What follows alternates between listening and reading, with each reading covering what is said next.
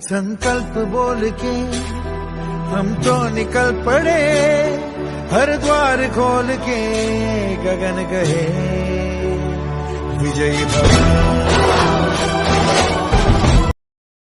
नमस्कार, अभिनव संस्कृती या माझ्या यूट्यूब चॅनलवर सगळ्यांचं सहर्ष स्वागत। उद्यापासून म्हणजेच 21 फेब्रुवारी 2025 पासून संपूर्ण महाराष्ट्रात माध्यमिक शालांत प्रमाणपत्र परीक्षा सुरू होत आहे। या परीक्षेला प्रविष्ट सर्व विद्यार्थ्यांना माझ्याकडून मनपूर्वक शुभेच्छा।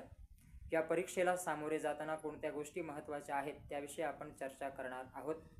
असं म्हटलं जातं की इयत्ता 10वीचं वर्ष आणि या माध्यमिक शालांत प्रमाणपत्र परीक्षेचा निकाल यशस्वी जीवनाचा पाया आहे।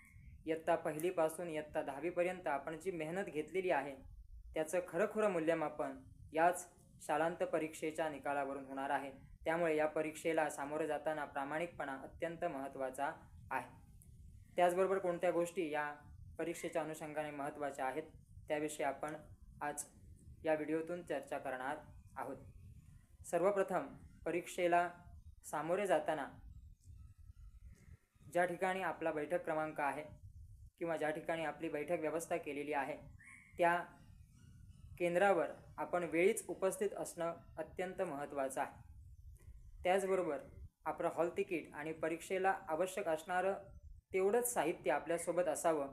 याच्या व्यतिरिक्त असणारं साहित्य गुन्ह्यास पात्र आहे। त्यामुळे हॉल तिकीट आणि परीक्षेला आवश्यक असणारं साहित्य आपल्यासोबत नेहमी सोबत बाळगायचं आहे। त्याचबरोबर कॉपीमुक्त अभियान, इतर अनेक अभियान सुरू आहेत।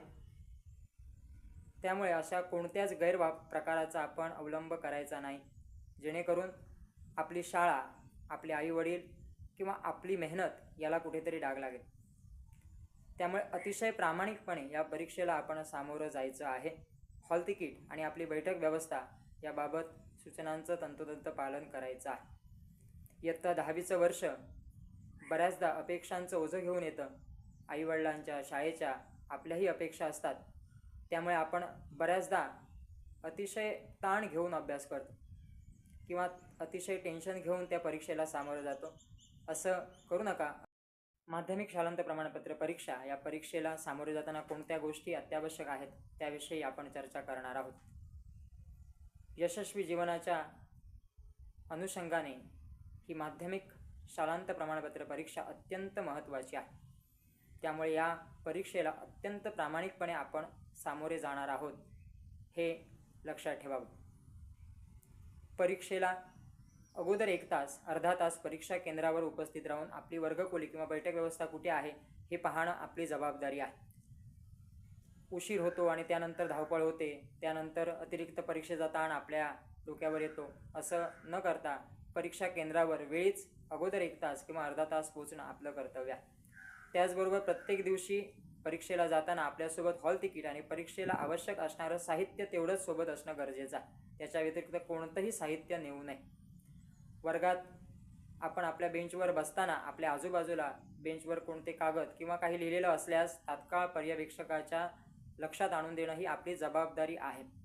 त्याचबरोबर ज्यावेळी उत्तरपत्रिका तुमच्या हातात पर्यवेक्षक देतील त्यावेळी त्यांची पानं तपासून पाहणंसुद्धा गरजेचं आहे। एखाद्या वेळी पान फाटलेलं असेल किंवा चुरगळलेलं असेल आणि त्यावर तुम्ही लेखन केलात तर तेही तुमच्या निकालाच्या दृष्टीनं चुकीचं ठरू शकतं।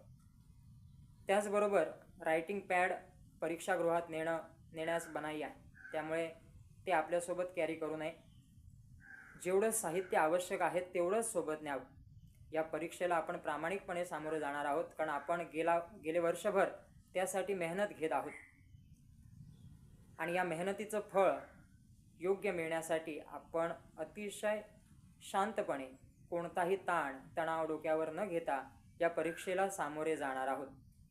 परीक्षेचा वेळ सुरू झाल्यानंतर प्रश्नपत्रिका वाचून पाहणे, येणाऱ्या प्रश्नांची पहिल्यांदा उत्तरं लिहिणं ही महत्त्वाची आणि योग्य परीक्षा लिहिण्याची पायरी आहे। बऱ्याचदा आपण एखादा प्रश्न येत नाही म्हणून डोक्याला हात लावून बसतो आणि वेळ निघून जातो। असं न करता ज्या प्रश्नांची उत्तरं आपल्याला येतात किंवा योग्यरित्या आपण त्या प्रश्नांची उत्तरं लिहू शकतो ती प्रश्नांची उत्तरं आपण वेळेत लिहून पूर्ण करणं गरजेचं आहे। बऱ्याचदा या परीक्षांना सामोरं जाताना तुमच्याही विद्यार्थ्यांच्याही डोक्यावर खूप तणाव असतो, पण कोणत्याही तणावात पेपर लिहिणं चुकीचंच ठरणार आहे.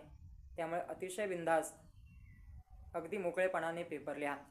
ही परीक्षा अत्यंत महत्त्वाची आहे. भविष्यातला आपला उद्देश किंवा आपलं ध्येय निश्चित करण्यासाठी या परीक्षेचा निकाल महत्त्वाचा ठरणार आहे. त्याचबरोबर आईवडिलांच्या अपेक्षा, शाळेच्या अपेक्षा, आपल्याही अपेक्षा पूर्ण करण्याची ही एक महत्त्वाची संधी आहे आणि ती आपण संधी सोडायची नाही. पण या परीक्षेला अतिशय प्रामाणिकपणा महत्त्वाचा आहे. आपण कोणत्याही गैरप्रकाराचा अवलंब करणार नाही हे आपण मनाशी ठरवायचं.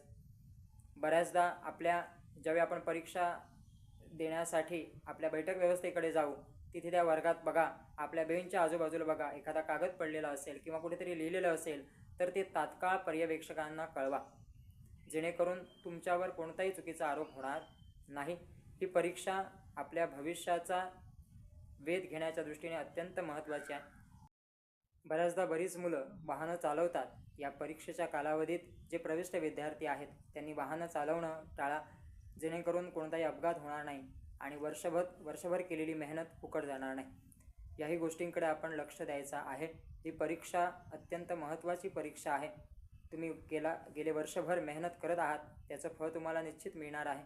पण या परीक्षेला अगदी मोकळेपणाने कोणताही तणाव न घेता आपण सामोरे जाऊया. आपल्या आईवडिलांची, शाळेच्या ज्या काही आपल्याकडून अपेक्षा आहेत त्या पूर्ण करण्याची ही अगदी सुवर्ण संधी आहे. ती पूर्ण करूया. इयत्ता पहिलीपासून इयत्ता 10वीपर्यंत आपण घेतलेल्या मेहनतीचा खरं मूल्यमापन या परीक्षेच्याच द्वारे होणार आहे. परत एकदा या माध्यमिक श्रांत प्रमाणपत्र परीक्षेला प्रविष्ट सर्व विद्यार्थ्यांना मनपूर्वक शुभेच्छा. यशस्वी व्हा, उत्तुंग यश मिळवा. पण ह्या परीक्षेला सामोरे जाताना प्रामाणिकपणा हवा, जेणेकरून कोणत्याही गैरप्रकारात आपलं नाव येणार नाही याची आपण काळजी घेणार आहोत.